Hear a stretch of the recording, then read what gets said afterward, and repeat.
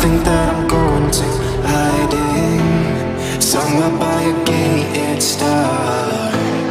Baby, they ain't never gonna find me. I'm a renegade. I could be the one who saved you from this place. We could be as one and we'll escape. We could run away, we don't gotta stay. I can feel it, it burns inside me. Take away the pain, we can go insane. I can feel it, it burns inside me. Burns inside me. Burns inside me.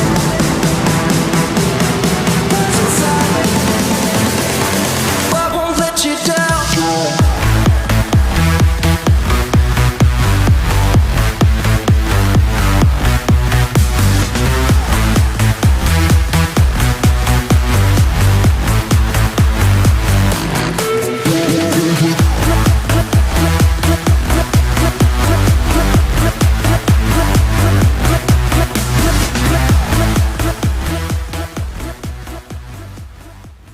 Happy Friday, everybody, and welcome to this episode of Keeping It Real with Tequila Talk with the Hombre. So, got everything blue because we have the big game this weekend. Dallas Cowboys taking on the Philadelphia Eagles at home, which they're going to destroy them. Cowboys victory, because I'm going to be there. So, I'll be heading to the DFW area and attending the game on Sunday, so I'm looking forward to that. We bought the tickets, at the beginning of the season, thinking, that'd be a good game to see, and so ended up being like the game. So super excited about that. We got my CeeDee Lamb jersey ready to go, and all my Dallas Cowboys wear. I'm not going to wear the Hombre jersey there. I'll just leave that this year, but I will wear a CeeDee Lamb jersey that I have. Big fan of CeeDee Lamb. He's amazing person.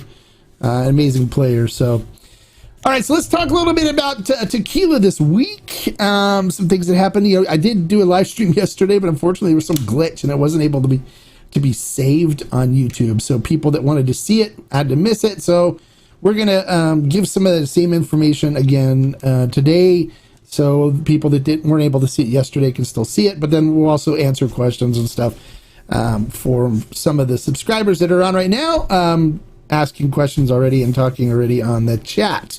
And don't forget too, if you want to support the channel and provide a little additional support for it, you click on the $sign below the chat.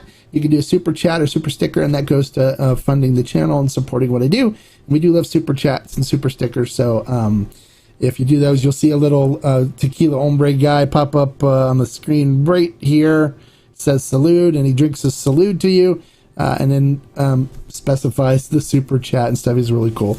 So we do appreciate the super chats and do appreciate you guys supporting the channel and stuff, because it's without you we wouldn't be doing this, because I do not accept any money from any brands to do reviews. All my reviews are unbiased. I have no affiliation with any brands or anything like that. So it's all 100% unbiased reviews and unbiased opinions here, just strictly my opinion.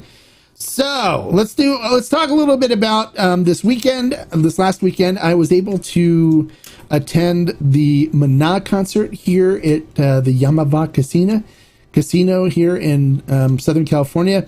It was for invite only, and so I was actually invited by my friend Alex Gonzalez, who's the drummer for Maná. And then I got to spend some time with him backstage after the concert, which, if you didn't see it, I had him on as a guest and interviewed him where we talked about his brand Malavida. And we've become friends since then. So I've been chatting with him here and there occasionally. And then, he said I should come see him at a concert. And he was going to be at the Forum, I guess, and the Forum's kind of far for me to go to. But then I said, hey, I see you have a concert in Yamava. And he said, yeah, you want to go to that one? I went, absolutely. So we got tickets to see it. We got backstage passes. And so I got a chance to spend some time with him in the dressing room afterwards, and was really interested when I was talking to him to kind of pick up some additional information from him that I thought was really kind of cool. Like, one of the things that we were joking about was when I walked into the locker room, the dressing room for him. One of the things he did is he handed me a red Solo cup and said, "Oh, you want to have some Malavita? And I'm absolutely love Malavita. It's great tequila. And he's like, okay. And I go, but out of a solo cup? And he's like, oh yeah. He goes, yeah. He goes, and this completely made total sense to me. He's like, if you can drink a tequila out of a solo cup and it tastes good, he said, then you know when you put it in the proper glass, it's going to be even better. It's going to be excellent. And that made total and complete sense to me. And he said, actually, when they were doing the testing on it, one of the things he made sure was that they had solo cups at the distillery that they poured the tequila into so he could taste it and see how it represented in a solo cup. And I was like, that is completely strange to me, but it makes sense. And so one of the things he goes to is, and he looked at my wife and he's like, oh, hi. And he met my wife and he said, and I said, oh, she's not a tequila drinker, she's a wine drinker. And he goes, oh, well, has she tried my Blanco yet? And I was like, well, no. And he goes, well, I made my Blanco geared towards women, because I wanted to give women a tequila that they could drink, that they can enjoy, that isn't too hard with the alcohol and the burn and stuff, and something that, you know, would be enjoyable for women to consume. He said, so we've tested it, and, you know, we did a lot of work on the development of the Blanco to make it so it still was beautiful agave, beautiful flavor notes, but it would be approachable for women. And so we said, okay, well, I'm like, honey, you want to try some? She's like, sure, yeah, I'll try. So they poured some in a little solo cup and gave it to her, and she drank it and was like, oh, this is good. And I was like, what? This woman normally drinks wine. I mean, that's her beverage of choice. But if she does drink tequila, you know, she likes like 818, and she likes Cincoro and stuff with additives. She likes the additive stuff because it's sweet and it tastes better, and it doesn't have as much hard alcohol burn. But she actually liked it, and I was surprised. I was like, oh wow, okay. So, and she's like, well, you just, when we get home, leave that bottle for me. I like that. And I was like, okay. And so Alex was very happy about that as well. So we had a good time drinking Malavita and talking further, and we're talking about doing a little collaboration together, where I may be helping them in developing a still strength Blanco. So they want me to come to Mexico and go to the distillery with them and come up with some ideas and taste through some things and give them some ideas on things. So I'm going to do that if they invite me. So we could see a Malavita high proof Blanco that could be coming out. And as Iamden said yesterday, he was actually the one that recommended a name for it when I had Alex on the live stream, and he said to call it the El Animo Blanco. And so we brought that up when I was with him. I was like, we can call it the, you know, El Animo, because that's his nickname, El Animo Blanco. And he was like, he was like, well, you know, and then all of the people that were part of the Malavita line were like, oh, that would be awesome. That's the perfect name for it. We should do that. And he's like, oh, all right, yeah, okay. And I think he warmed up to it, so we'll see. I'm hoping that we can put that together, but we're planning probably to head to Mexico together sometime early next year to work on that. Preferably before Alex takes off for the world tour. They're going to be going to Europe and Spain and traveling all over Europe, doing concerts and stuff. So preferably, I hope we can do this before he takes off for that. But we're planning on meeting in Mexico and heading up to the distillery and doing some stuff. And then also I'm going to bring them to some of the distilleries that I know the people really well, and introduce them to some of the best master distillers and stuff in the industry as well. They already know the Manuela, so I'll introduce them to some other people, and they can share their tequila there, as well as, you know, find out more about some of the other great tequileros out there. So there should be a lot of fun. So let me see, what else we're going to talk about.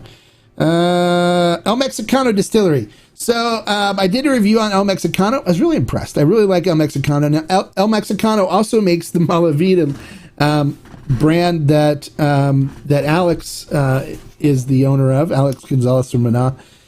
But they also make their own, and I did the review on it this week. I've been waiting forever. Now I've been to the El Mexicano Distillery probably 3 or 4 times, and I love what they do there. I love what they're all about, and I've had this sitting on my shelf. This is their high proof, but I've had all of their expressions, the Blanco, Repo, Añejo, and Extra Añejo, sitting on my shelf for over a year. And the reason why I did that was because they originally had their old bottles here in the US, which looked something like this. So this is from 2015. So this was their old labels. And what happened was they gave a lower price to the retailers, so the retailers can make more money on it, but they didn't want it sold cheap. They wanted it sold with along the lines of what other premium brands were selling for. But then what happened is some of the not so good retailers lowered the prices on them and just said, well, I can make a few bucks and we'll make it cheap. And so people were thinking that it was a budget brand. So they went, whoa, this went a direction we don't want to go. So they ended up pulling their brand and not exporting it to the United States anymore, and was just waiting for inventory to get out.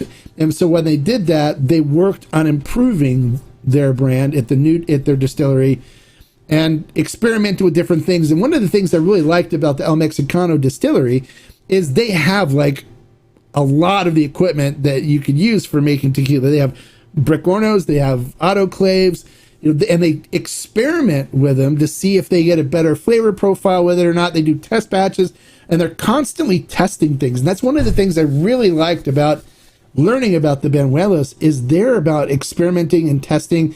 If you don't know who they are, they're legends in the tequila world.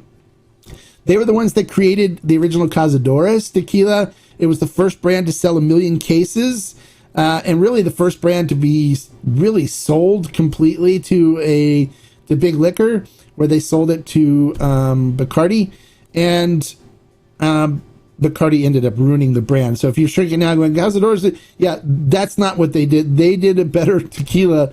Cazadores basically ruined their brand. And secretly they told me, they go, we think the Cazadores bought our brand to kill it, so it didn't compete with Patron, because Bacardi was also a part owner in Patron, and they didn't want another brand competing against their Patron, so they bought it and killed it. That's what he thinks. So now Bacardi's just like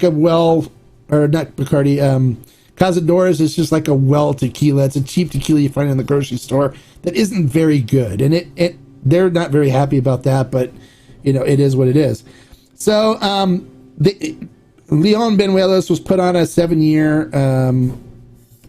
7-year do not compete agreement when they sold the brand, and so now that the agreement is up, he started a different distillery with this brand, El Mexicano. It's very good. The brand's very good. Now, it's extremely enjoyable. It has its own signature flavor profile, which I enjoy.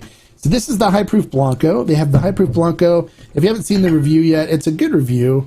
This is the Añejo, Extra Añejo. And then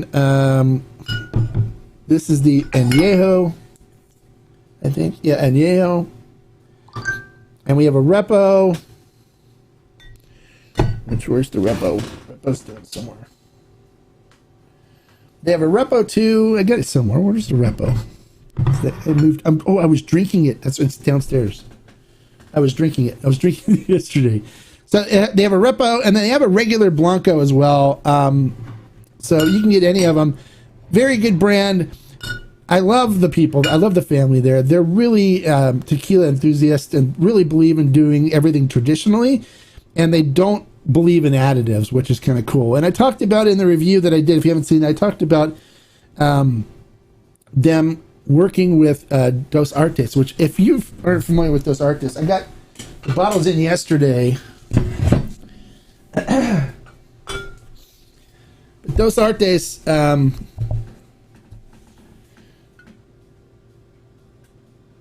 that's what they have, these bottles, the ceramic bottles that look like this.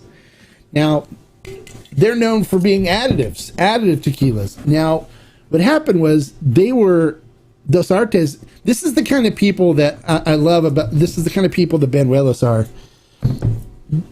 The Dos Artes people were actually going to be they're the importers for Malavida. And so when they came to Malavida, they came to pick up the Malavida and stuff, they were talking to him and said, we were thinking about maybe doing, looking for a new producer for our Dos Artes and stuff. And Leon basically told me, he goes, I said to him, look, we'd love to produce tequila for you, but we're not doing additives. We won't put additives in it. And the guy that owns the Dos Artes was like, well, I honestly don't care if there's additives or whatever. As long as people buy it and drink it and like it, he goes, I don't care if they use additives or not. He goes, well, we'll do a batch that has no additives for you as a test and see what you think. And he was like, okay, all right, we'll do it. So they did the Dos Artes Plata, which is this one. This is the first one to come out. And then when I was at the distillery last, the Hoven was coming out, and they told me they had a repo in the works, but they said that the repo at that time still had additives, but the Hoven came out. And then now they just recently released the repo. So what you want to do when you're shopping for these is look for the classical and look for the NOM on it. If the NOM is 1588, yeah, 1588. If the NOM is 1588 on it, then it's coming from El Mexicano and there's no additives in it.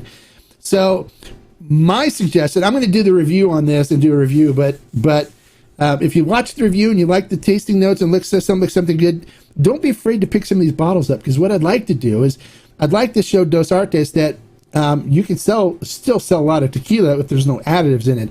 And if we support that, then we're supporting the Banuelos family and letting the brand know that, hey, you should consider doing all of your tequila like this. And if so, then, we'll buy it. We'll support your brand. But as long as you keep using additives, we're not going to buy it. We're not going to support the brand. And then this way, too, other people that were used to Dos Artes before will pick it up and try it, and they'll actually get an additive-free tequila without, honestly, trying to be sold on it. It's just will be an automatic thing. So I think that would be good. I think that'd be a good way to transition more people to additive-free tequilas. And I like that the Banuelos family is a really big enthusiasts for not using additives and just doing tequila the natural way. So I support the distillery wholeheartedly. I love the El Mexicano brand. I'm going to be keeping this on my shelf and drinking it and refilling it, as well as the Malavita brand, because I really do enjoy the Malavita and the flavor profile they created for Alex. And I'm looking forward to doing the review. I haven't tried these yet. I did try the Plata. I have had the Plata before. It was really good. So I bought another bottle of Plata. Mine, the ceramic bottle, the tip of it broke when it fell on my patio when I was drinking it. So, but these are really pretty too. They can put the bottles on the mantle or on a shelf afterwards. They're really nice artisan bottles, handcrafted. So they're really ornate and beautiful. So I'm looking forward to doing the review on these and letting you guys know about that. Okay, so lots of good information so far. Hopefully I'm not talking your ears off too much. And then last thing I want to talk about is a lot of times when I do a review, people will ask me, they'll go, hey, Hombre, how does it compare with so-and-so? So it's like if I do El Mexicano, they go, how does the repo compare with this?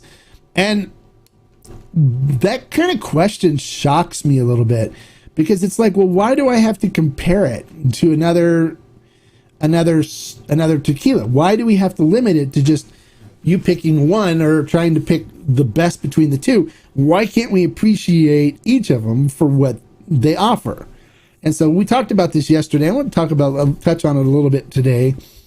That, we don't need to, it's like if you have 5 friends and one friend is really fun to go fishing with, another friend is really fun to go to baseball games and go catch a football game together or something, and one friend's fun to build things with. I mean, and you have different friends that have different personalities and you like doing different things with them. There's no reason for you to say, okay, well, I need to pick which one of you is actually my best friend.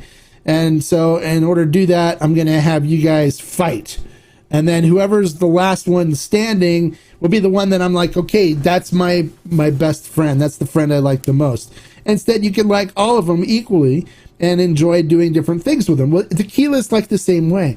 They have different flavor profiles and stuff. So you don't have to battle them against each other to see which one's best. You can enjoy them for what they offer. And one of the things that came up with this was with Tapatio, the 110. And somebody on my Discord said, oh, the Tapatio 110, is it good? And they're like, how would it hold up to the Carrera 54? And it's like, well, the Carrera 54, those are two different animals.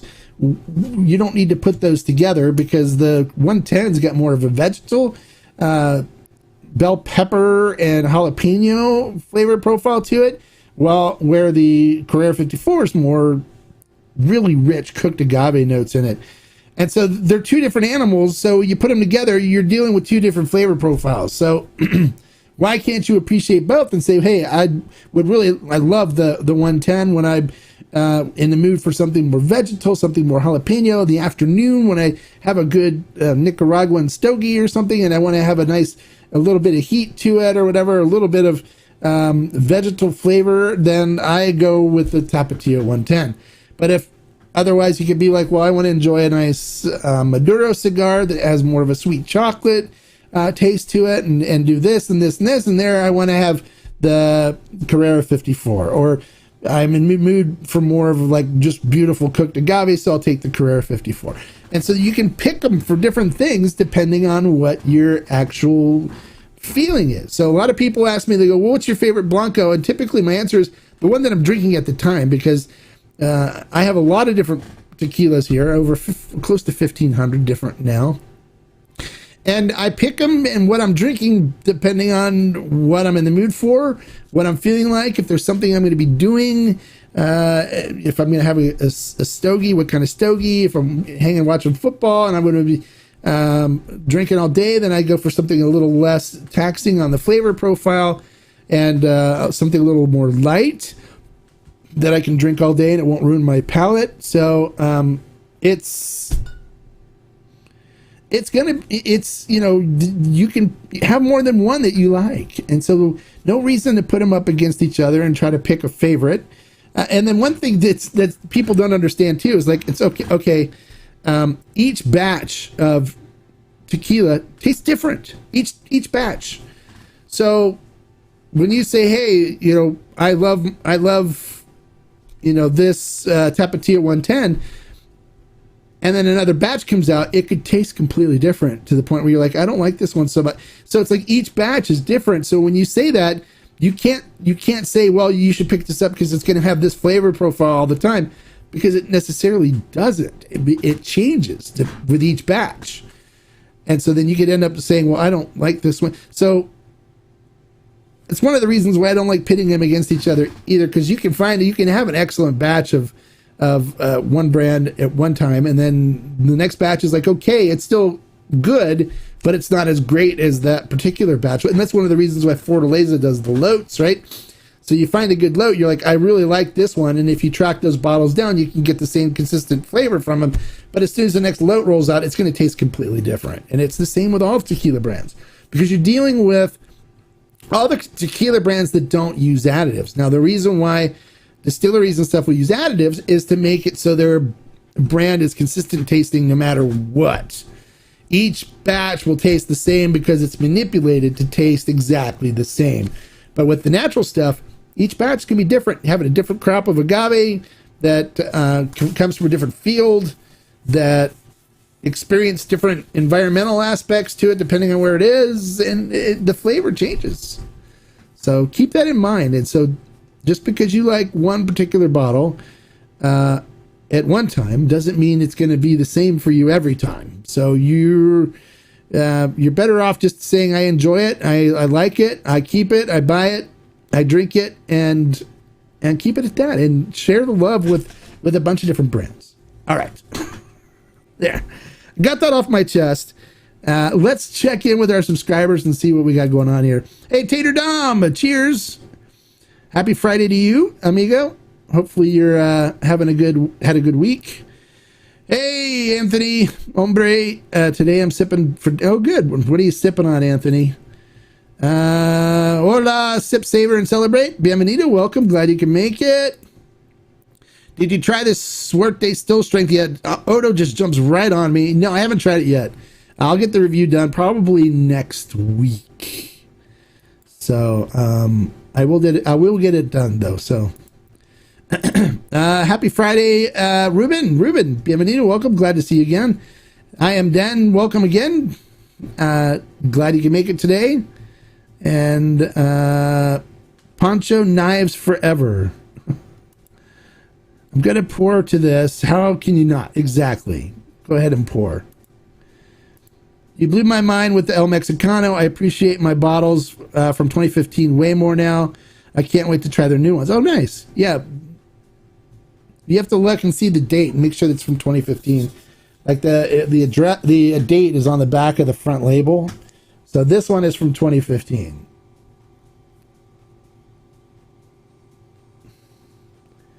I think it says Lot 4 on 5/26/2015. So it has the date and stuff on the back. So just make sure you found them last month. Okay, cool. Will you have time to shop for agave spirits in Dallas? Yeah, probably, but I probably won't. I've been to Dallas before. Matter of fact, last time I was in Dallas, I met with Lalo Gonzalez, the Lalo brand owner, and I had lunch with him. And this was way back before people really knew who Lalo was, when his tequila was just starting out and it was only available in Texas. I had lunch with him and another gentleman. It was one of his partners. I think he was formerly with Southern Wine and Spirits, Southern Glaziers, and we talked for like 2 hours. But you know, I know there's Goodies. There's what's the other place? There's a couple of really good stores there. I did a little tequila shopping last time, but I've got all the tequila and stuff I need here, and then there's nothing there in Dallas that I don't think I can't get here, unless somebody tells me something that you have that's exclusively to the Dallas-Fort Worth market. Then I may pick something up, but I'm not going to be picking. I'm going to be bringing probably some tequila with me, some stuff that no one has. So I can drink some stuff while I'm there, and maybe if I run into some tequila friends, I can share. But we'll see. I have this Blanco.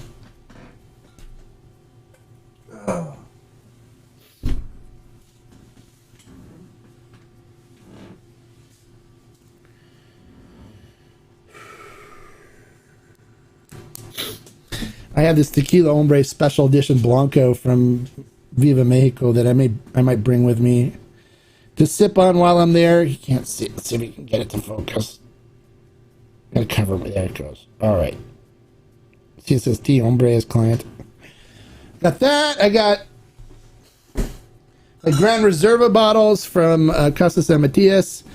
I got a couple of samples from the barrels, so I may bring that. I may just bring a little bottle of something, because it's like I don't need a whole lot. Because we'll probably be out and about and finding a good place to eat, and me having some tequila and stuff there. I used to spend a lot of time in the Dallas-Fort Worth and the Plano area when I worked in telecom. I used to spend a week out at the Nortel complex out there, training on the Nortel switches, because I was a data transmission expert in cellular technology back in the early days. So I used to spend a lot of time there. I used to go to a restaurant. I don't know if it's there. I haven't went around and looked for it or not, but it used to be called the Texas Land and Cattle Company. It was a really nice steak barbecue place that we used to go hang out in and drink beers and stuff after work. So, but we'll try to we may have some Mexican food while we're there and go find a place. A couple of people in the Discord posted some places. The one's in Carrollton, Texas, called Rincon. And the other one is in, I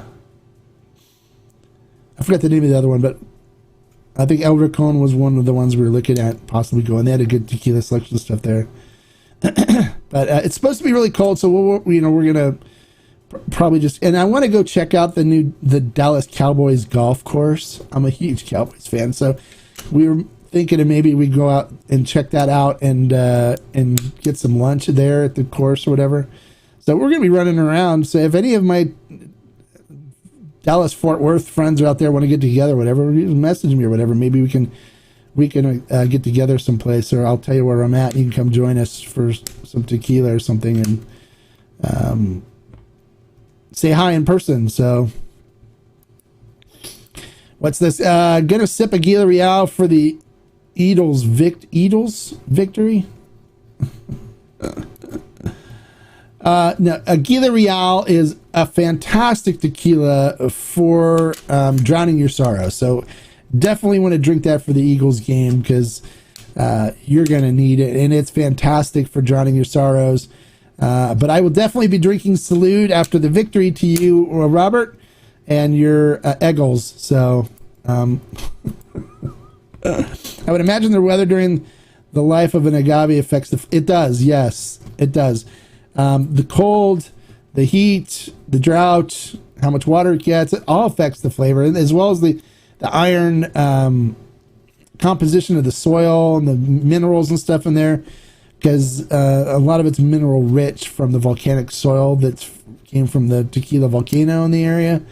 So it does make a difference.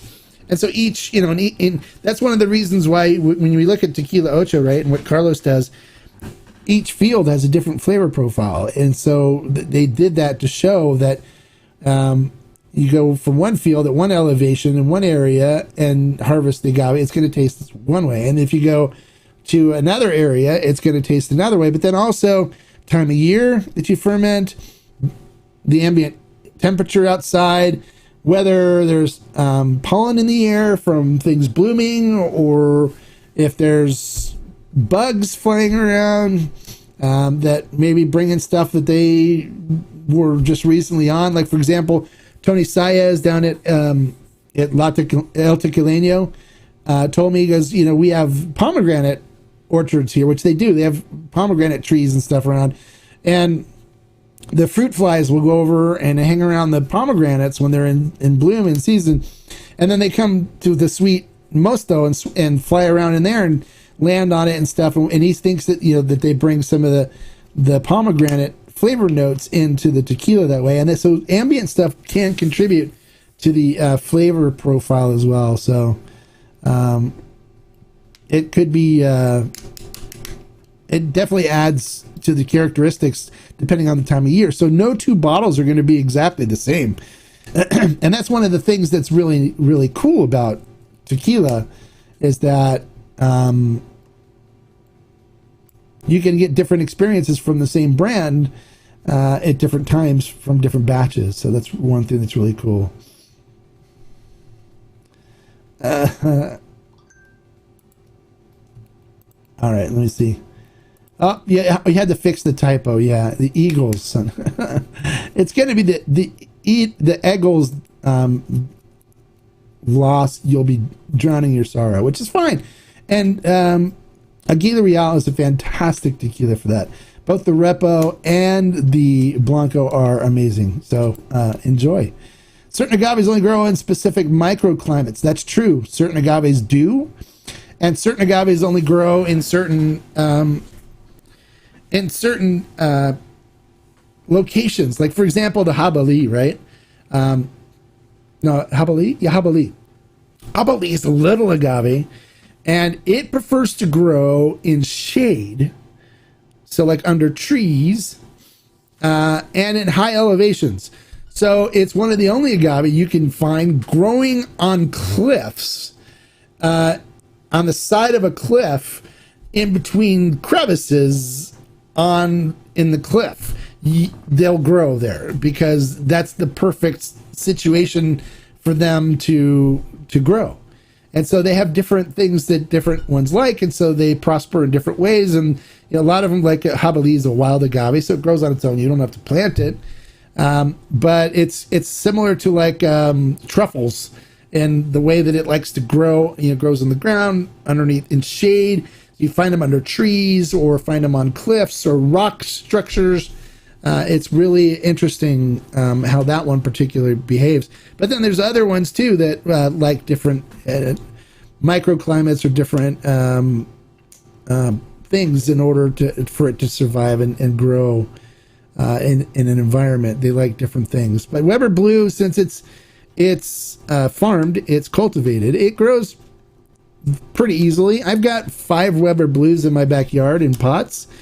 It started out with just one, and then it kept getting Iwelos from it, and so I kept moving them to other pots, and so I've got 5 Weber Blue plants growing in my backyard that are fun. You just got to make sure you don't overwater them because they like the soil dry. They're succulents, so you don't want to water them too much. And then what typically agave do, if for those of you that don't know this, during the wet season, the rainy season, they stock up and store all the water that they get. They thrive on the water during the rainy season, and then when it's dry after the rainy season, they've got all this water stored up. So you don't need to water them. They can go a long time without any water. They love the sun, direct sunlight.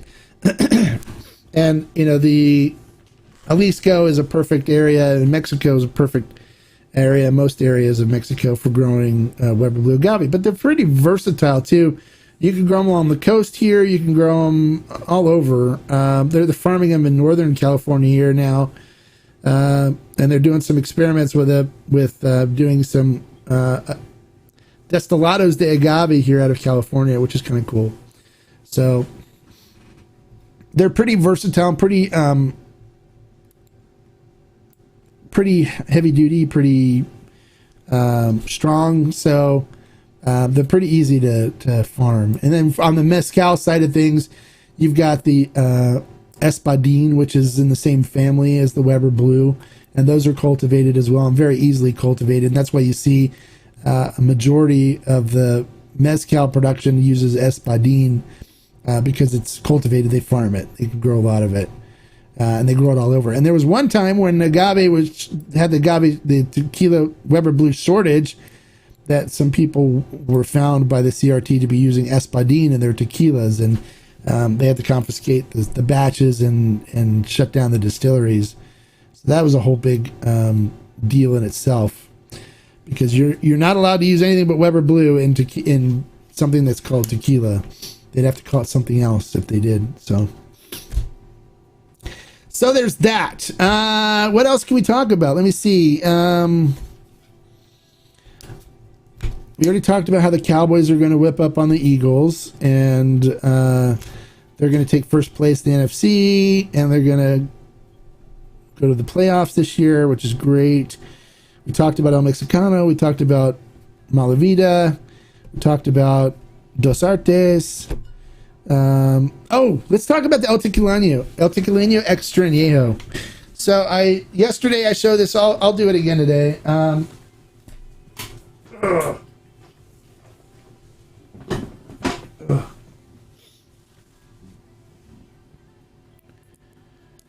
If you've seen on the channel, I did an unboxing of this beast.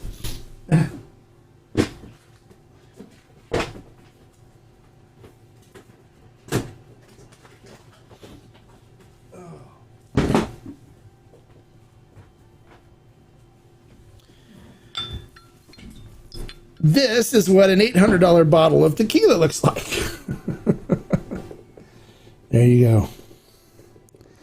Absolutely beautiful. The whole presentation with everything, you can see it on the video on the channel. The whole presentation is crazy good.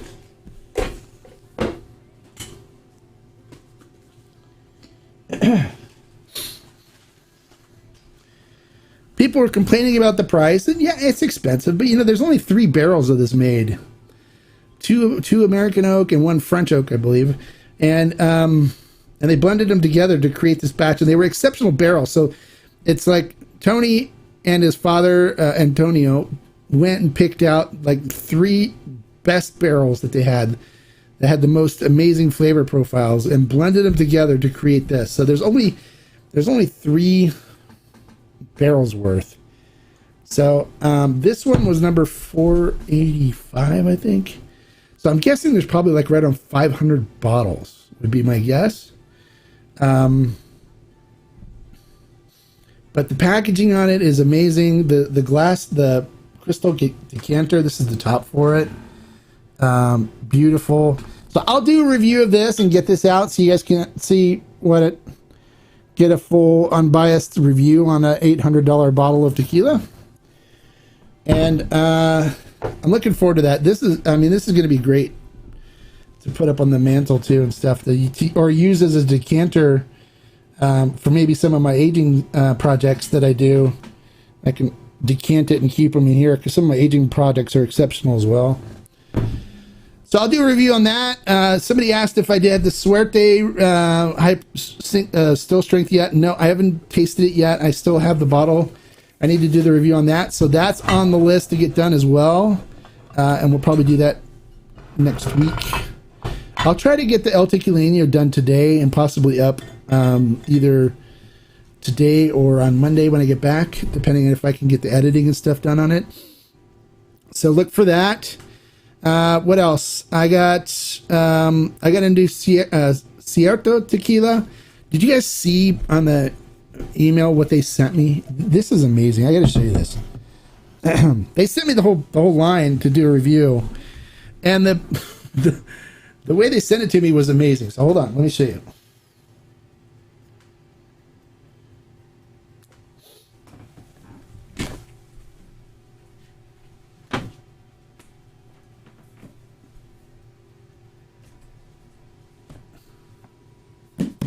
This is the whole thing.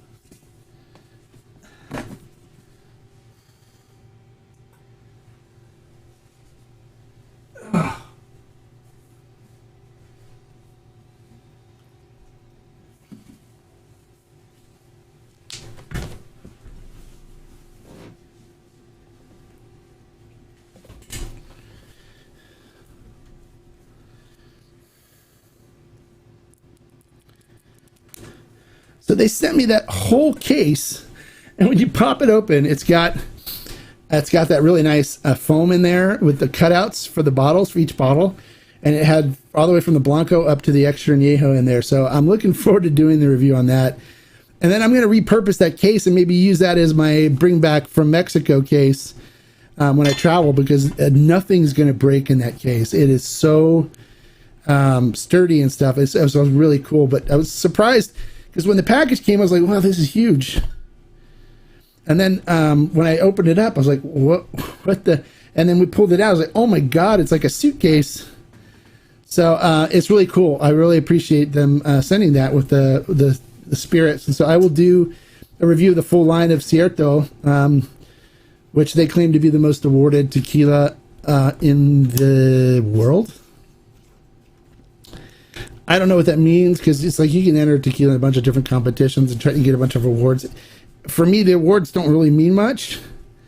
It's great for marketing, I guess, for the brands and stuff, but we'll review it and see. It comes from 1146 from La Tequilana, so they make good stuff there. So I'm sure it's going to be great, but we'll see how it fares up to some of the other stuff that I enjoy drinking, and I'll give you an honest review on that.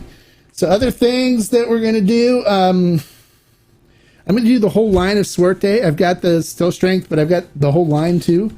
So we'll cover that. The Ocho Puntas came in for the Tequila Barrel and Agave Collective members. We had 30 bottles to start. I may be getting another 30 more bottles in. So those of you that are members that didn't get one, don't worry. We'll have more coming in. So we'll save those for the Tequila Barrel and Agave Collective members. So if you want to get in on the Ocho Puntas, you can join the collective and then get in on some of the other stuff like the Gran Reserva buy that we're going to do with the 2 special barrels that I've arranged, as well as the Blanco from Viva Mexico. That's going to be starting out as an exclusive for the Tequila Barrel and Agave Collective. It's $10 a month, and we're on a Discord server, and everyone gets along really great and shares information, and they're really a really good group of people, and it also helps support what I do. So we'd love to have you join if you want. There's a link in the description. You can join the collective and join all of our great. We have over 120 members, I think, right now, and we're getting in some good stuff. So the Puntas is in, and then we're looking to get getting more information on the Widow Jane and Yeho that's coming out from Ocho as well. But we're probably going to be doing another single barrel with Ocho next year as well. We sold out one that we were able to get this year really quick. So we have a bunch of different single barrel stuff coming out next year that I've been working on with some brands as well too. So should be a good year next year. This year was exceptional. We got some really good stuff this year. The collective members are really happy with all the cool things that they got. So that's really good. All right. So we got that happening. And then what is this? A guy in my area had a large property and planted 50 agave Americana Araqueña as part of his landscape. Soon he had over 200 plants. They're now harvesting and producing an agave. Well, nice. That's awesome. Where's your neighborhood, I am Den? Oh, over 2,000 plants. Oh, wow. That's a lot of plants. That's cool, though. Where you live in California, or where do you live?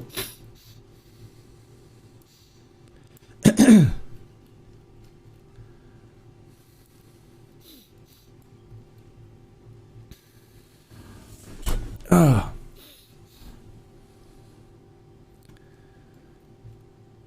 Interested to see where he lives, where they're growing agave. Araqueña is an interesting agave as well. All right, so what else do we want to talk about? We did the Pueblo Viejo review. I love that. It's such a good budget brand. I put that Pueblo Viejo above Altos, Olmeca, and as well as Espolón. You can't beat it. Oh, you're in Murrieta. Oh, geez. Oh, you're right down the road from me. I know exactly where you are. I didn't know you were that close. Yeah, I'm in Riverside, so I'm just right off the 215 by March Air Force Base. So I'm not that far from you at all. And we have people that grow a bunch of agave up here that have agave planted, but they're not making a spirit out of it though. But but they have agave.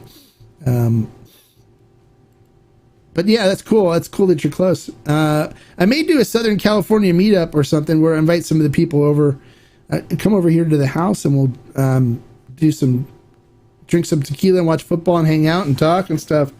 That might be fun. Or we'll hit a restaurant first and do a tasting or something. And so I'm looking at putting together a get together. Oh, one of the things I didn't mention this either. I'm going to be going to Las Vegas in probably January sometime. I'll let you guys know, but we're going to do a meetup in Las Vegas, and it's going to be part of a tequila event that I'm going to be working too. So I'll let you guys know about the date, but if any of you are interested in coming out to Vegas and participating in a tequila event and stuff, and doing a meetup with me, then we'd love to do that. So I'll keep you guys posted. I'm waiting to hear back from the brand on the date and stuff that we're going to do it. They want to do, but it should be fun. We'll have a lot of fun together. Vegas is cool. So we'll have a blast. So if any of you guys are interested, let me know. And I can let you guys know when we're doing the deal in Vegas. You guys can come out and hang out and drink some tequila, and then maybe we can go play some poker or something. I love poker.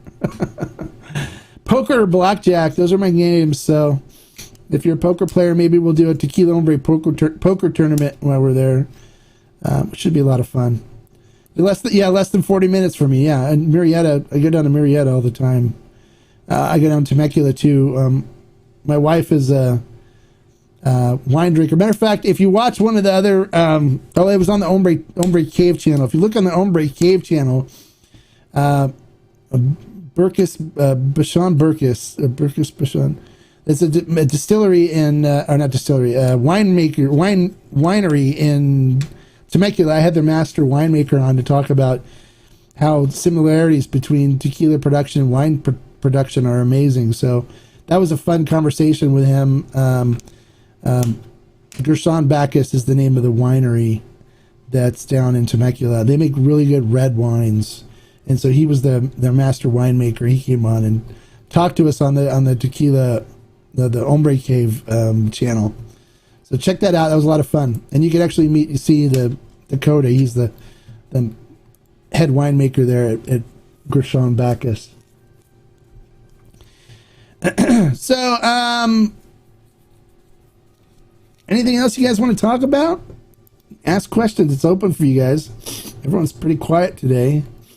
Yesterday we had all kinds of questions. I wish I didn't have that problem with the technical glitch, whatever, that caused it to be saved. So, but any other questions, let me know. Ask away, or we can go ahead and wind this thing up right now and get things rolling for getting things ready for this weekend, and then I can get that review for the El Tequileño Extra Añejo out as well.